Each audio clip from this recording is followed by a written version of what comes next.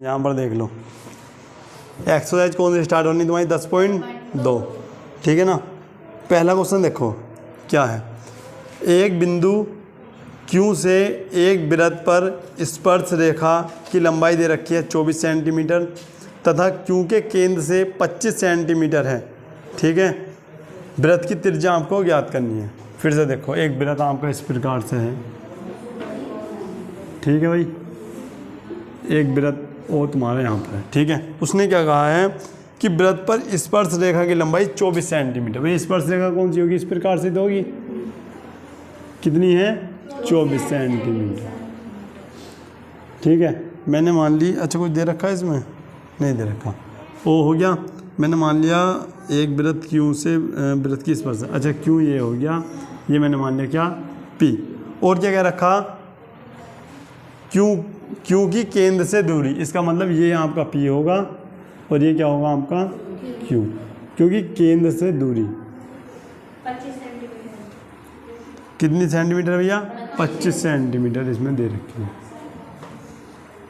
कह रहा है कि वृत्त की त्रिज्या याद करनी है, इसका मतलब हमें ये चीज़ ज्ञात करनी है, ये कितनी होगी, ठीक है। लो,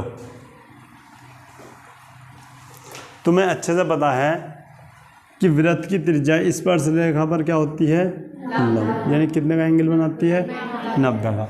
और जहाँ आपका 90 का एंगल आ गया वहीं पर क्या लग जाती है, पाइथागोरस थ्योरम। यहाँ पे मैं लिख भी सकता हूँ भैया कि OQ बराबर 25 सेंटीमीटर दे रखा है, ठीक है, और OP मुझे ज्ञात करना है, ठीक है। उसके बाद मुझे, अच्छा रुको, PQ लिख देते हैं हम, 24 सेंटीमीटर है और OP हमको ज्ञात करना है, ठीक है। और यहाँ पर लगा दिया हमने पाइथागोरस प्रमेय, पाइथागोरस प्रमेय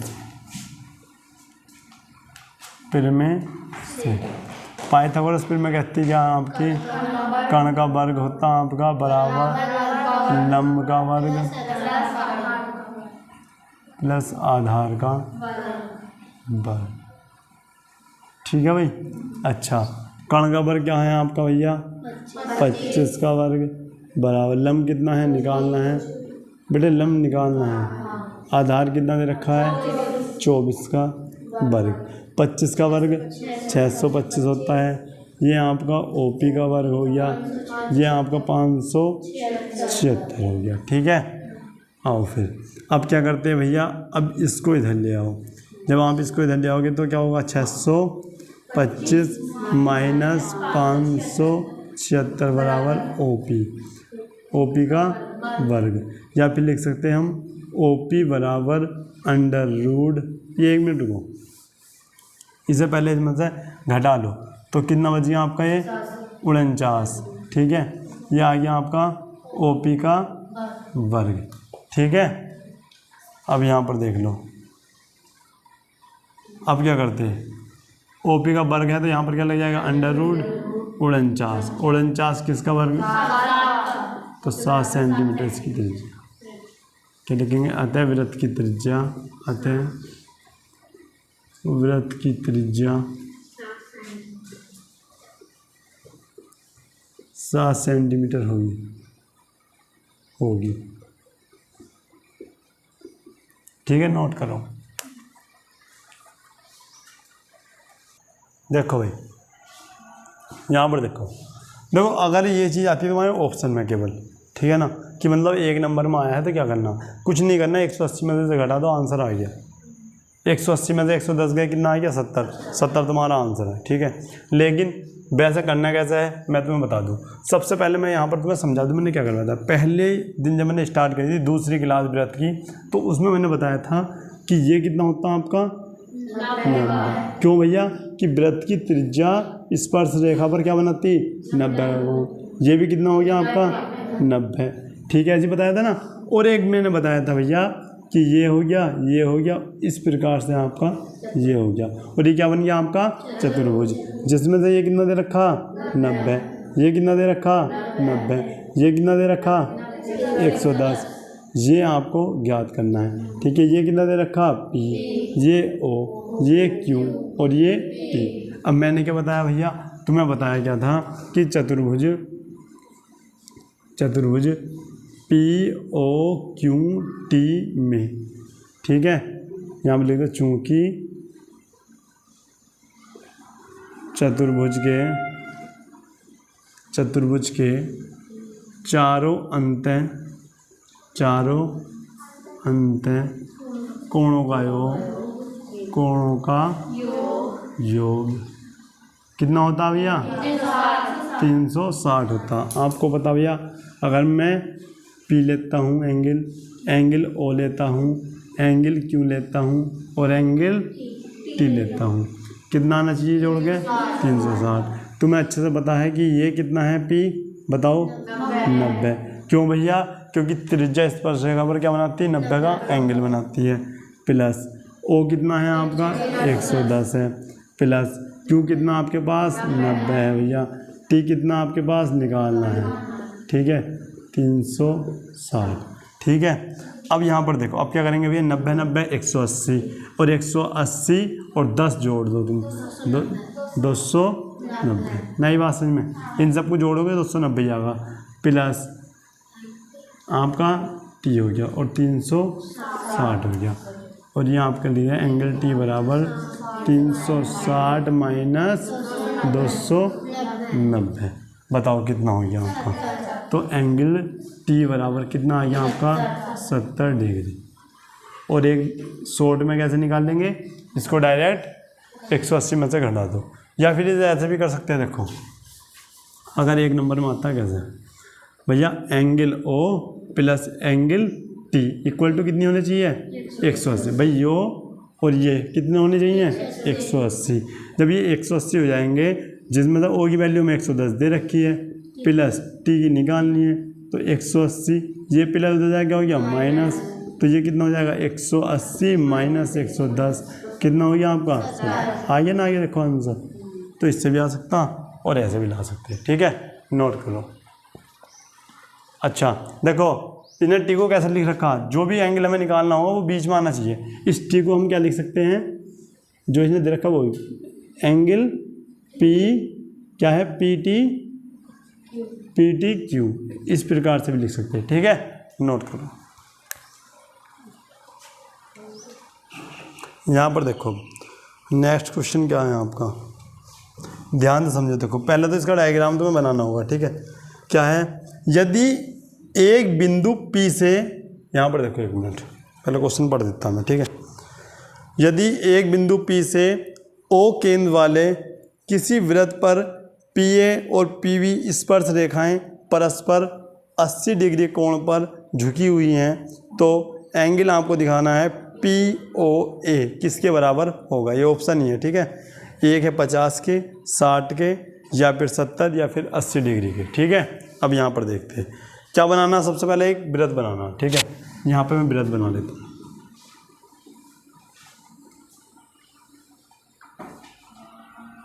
ठीक है, ये आपका हो जाता है एक वृत्त।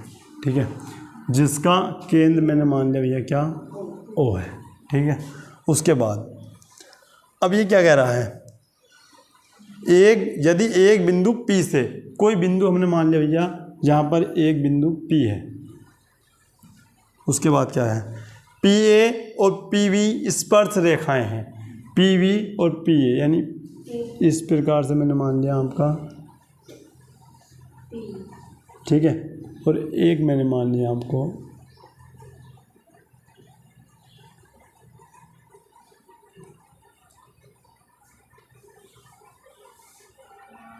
ठीक है, ये आपका हो जाता है भैया क्या?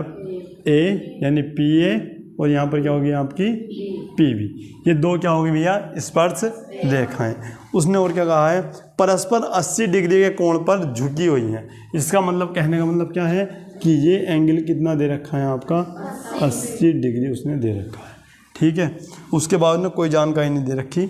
उसने पूछा क्या है? उसने केवल ये पूछा है कि एंगल POA हमें ज्ञात करके बताओ कितना होगा। लो भाई, इतनी बात आई समझ में तुम्हारी या नहीं है? बताओ पहले। ठीक है, इतनी बात।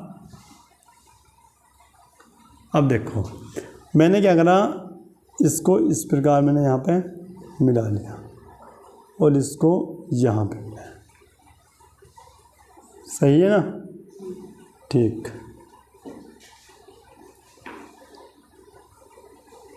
ये हो जाता है आपके इस प्रकार से। ठीक है, उसके बाद अब निकालना क्या है, POA, मतलब P ये रहा, O ये रहा और A, इसका मतलब बीच में हमें इस प्रकार से मिलाना होगा।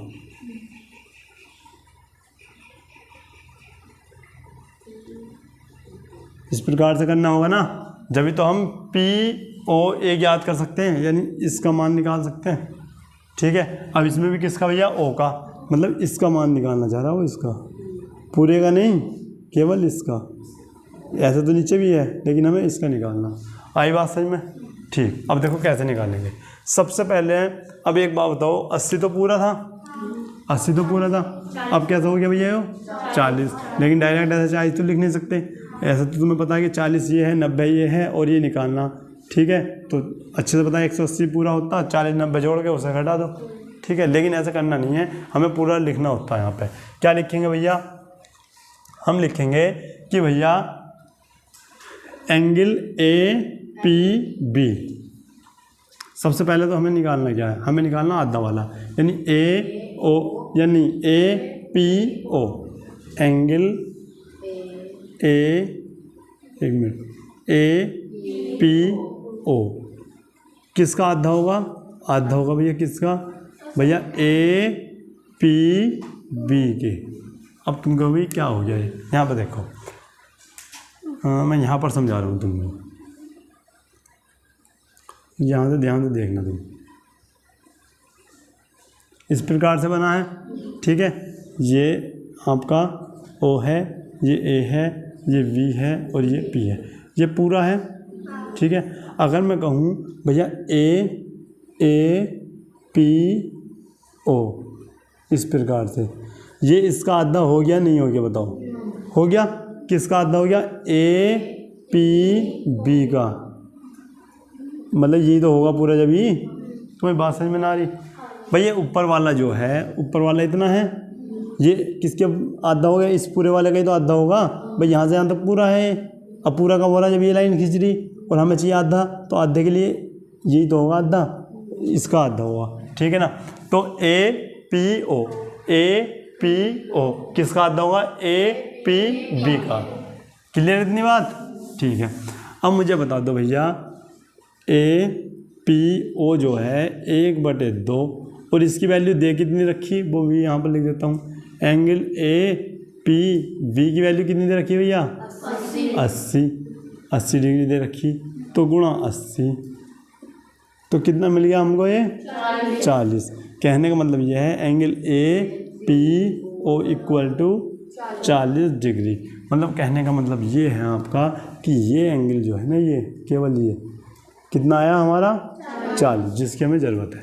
ठीक है, उसके बाद अब क्या लिखेंगे, चूंकि OA ये किसका चिन्ह बताओ, लंब का, किस पर है, OA किस पर लंब है।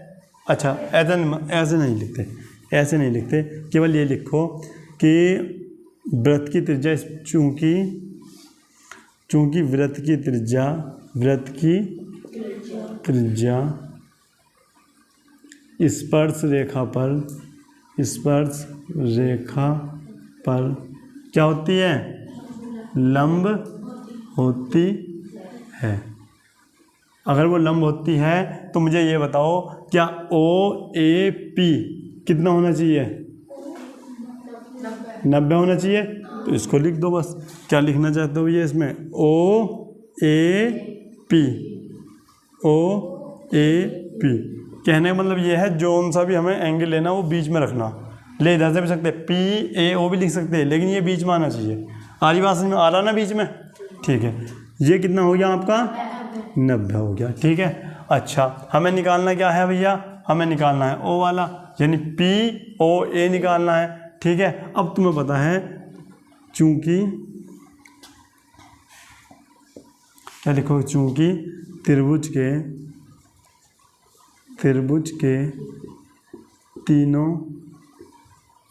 तीनों अंतःकोणों का योग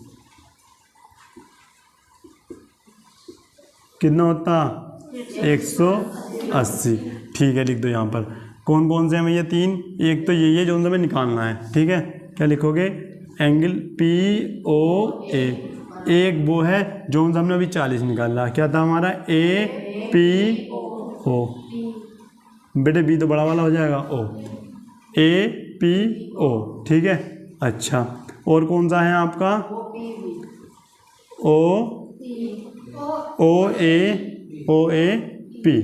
OAP। तीनों कितने आने चाहिए आपके 180। ठीक है, अगर किसी को प्रॉब्लम हो रही हो ना तो वो ऐसे भी लिख सकता है कि एंगल O, एंगल A और एंगल P, इस प्रकार से भी लिख सकते हैं, ठीक है ना। लेकिन इस प्रकार से फिर दे रखा ना, तो इस वजह से मैं ये लिख रहा हूँ, ठीक है। चलो, ये तो हमें निकालना भैया, ठीक है। प्लस ये कितना दे रखा, बीज, तुम बीज में ध्यान रखो ना, बीज में क्या है P है, तो P वाली वैल्यू चाहिए हमें, क्या चाहिए 40। बीच में क्या है A पे क्या है 90। अब समझ में आ रहा है, ठीक। POA बराबर क्या हो गया 180, और ये, अच्छा 1 मिनट मैं इधर कर देता, फिर समझ में नहीं आ रही। 130 बराबर 180, ठीक है।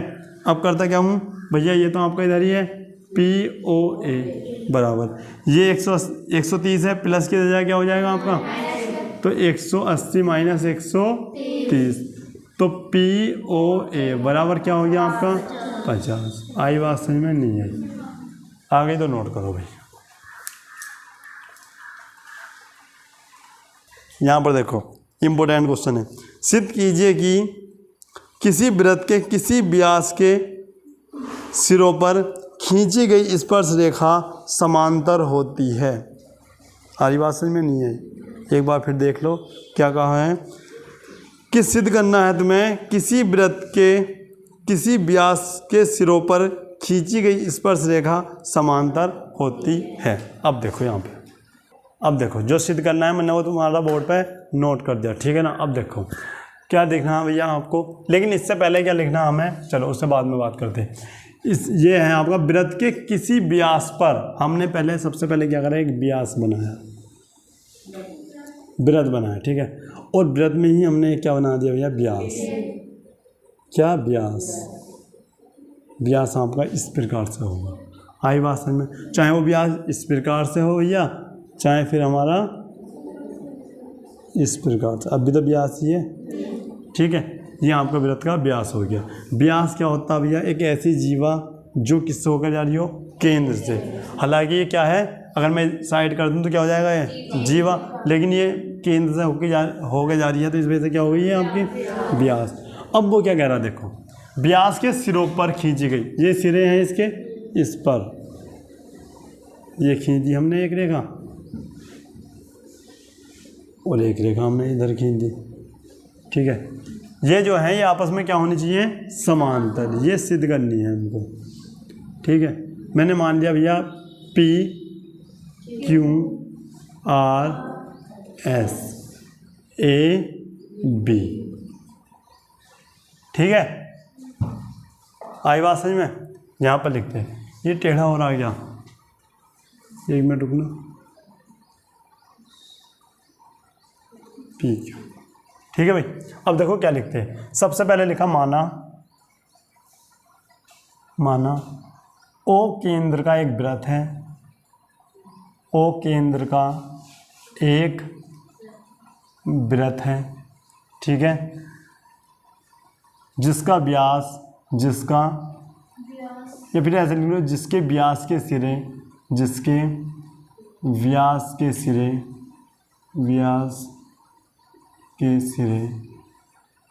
या फिर ऐसे भी लिख सकते हो कि AV, जिसमें AV एक व्यास के सिरे वाला वृत्त है, कुछ भी लिख सकते हैं, जिसके व्यास के सिरे AB हैं, ठीक है, ऐसे लिख दो। तथा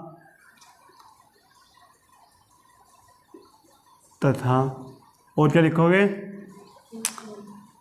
PQ तथा PQ व RS दो क्या होंगी?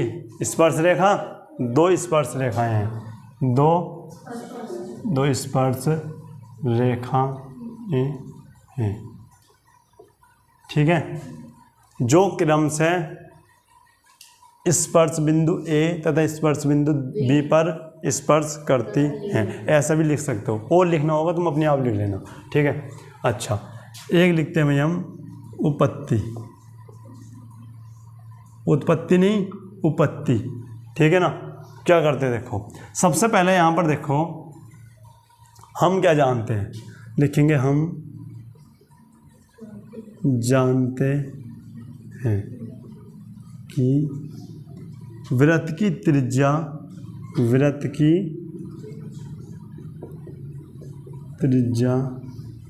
स्पर्श रेखा पर क्या होती है? लंब होती है, लंब होती है, ठीक है। अच्छा, क्या हो गया भैया? ओ ए लंब है, किस पर ओ ए लंब है भैया? बताओ, ओ ए लंब किस पे है? पी क्यू पर लंब है, पी क्यू पर क्या है? लंब। उस कंडीशन में क्या होगा? उस कंडीशन में आपका क्या होगा? ये एंगल कितना हो जाएगा आपका? 90 डिग्री का, ठीक है। अच्छा, इसीलिए क्या हो गया?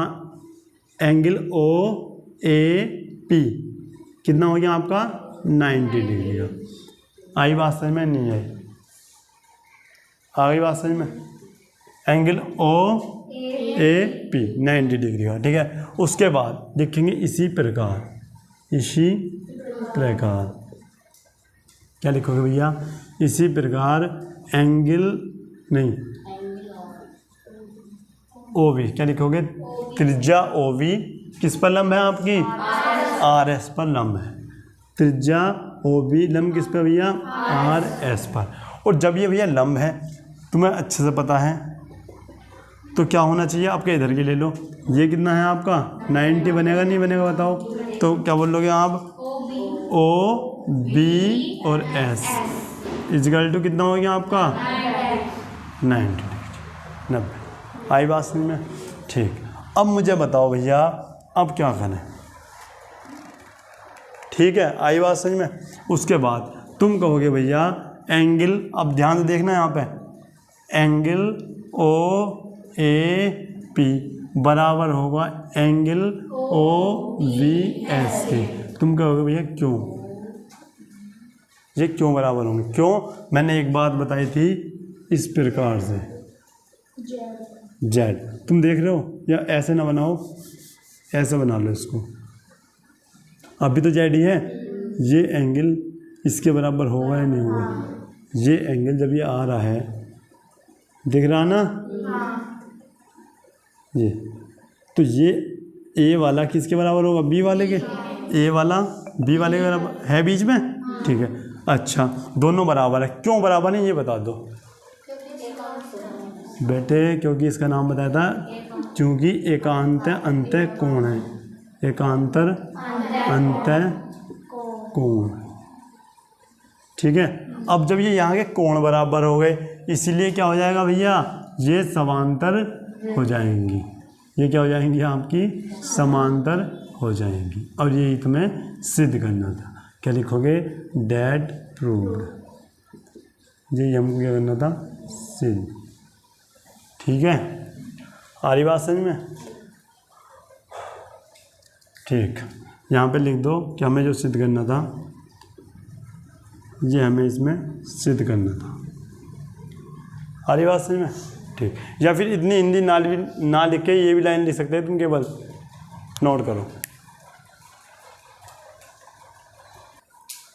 इतनी बात समझ में आई या नहीं आई? आ गई बात समझ में? एक बार फिर समझ लो, फिर कोई ये कहे कि समझ में नहीं आया। ध्यान से देखो, सबसे पहले क्या करना, मैंने उसने बताया था एक वृत्त है, ठीक है। वृत्त का एक व्यास है, व्यास पे 2 बिंदु हैं और इन पर स्पर्श रेखा है। स्पर्श का रेखा का मतलब है बिल्कुल इसको इस प्रकार से क्या हो, टच करती हुई जा रही हो। इसे काट के नहीं जानी चाहिए, क्या हुआ है? केवल टच करे।